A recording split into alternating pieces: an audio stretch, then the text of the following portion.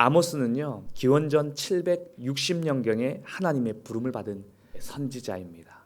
사실 그는요, 원래 양을 치고 뽕나무를 재배하는 이 평신도일 뿐이었습니다. 그리고 그는 이스라엘이 남북으로 갈라져 있었을 때 남쪽 유다 출신의 평신도였습니다.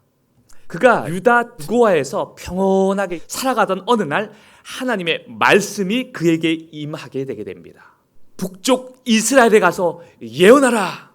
왜 하필 남쪽 성신도인 아모스에게 굳이 북쪽까지 가가지고 하나님의 말씀을 전해야 했었던 것일까요? 왜요? 왜냐하면요, 그것은 당시 북쪽의 종교 지도자들이 하나같이 영적으로 어두웠기 때문이었습니다. 사실 그들은 육적인 부유함에는 좀 가난하고 밝지는 못했었는지 몰라도 영적인 일에는 밝은 사람이어야 했었습니다. 즉 하나님의 말씀을 열심히 공부하고 있지만 하나님이 하시는 말씀은 듣지 않는 사람이었다는 거예요. 하나님이 원하시는 것을 듣고 행하는 것이 아니라 자기 생각에 하나님의 일이라고 생각하는 것들을 즐겨 열심히 일하는 사람들이었어요. 그러나 남쪽 평신도 출신인 아모스는 하나님의 말씀을 단번에 듣고 순종합니다.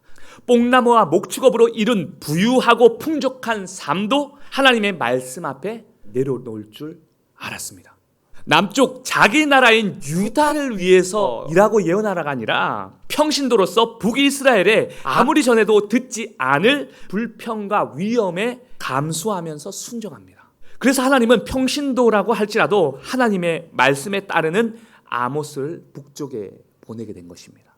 아모스는 북쪽 이스라엘로 가서 이전에는 없었던 새로운 메시지를 전달해야 했었어요. 아모스 8장 2절에 그가 말씀하시되 아모스야 네가 무엇을 보느냐 내가 이르되 여름 과일 한 광주리니이다 하매 여호와께서 내게 이르시되 내 백성 이스라엘의 끝이 이르렀은즉 내가 다시는 그를 용서하지 아니하리니. 아모스는 하나님이 보여준 환상을 통해서 충분히 이스라엘의 종말을 더 잘 알 수 있었습니다. 그런데 문제는 이스라엘에서는 그 상태와 현상이 다르게 나타나고 있음을 말해주고 있어요.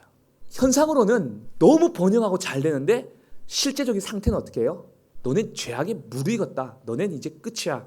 전 이걸 이렇게 설명하게 되더라고요. 이스라엘의 상태는 죄악으로 인하여 말기암에 걸린 환자와 가까워요.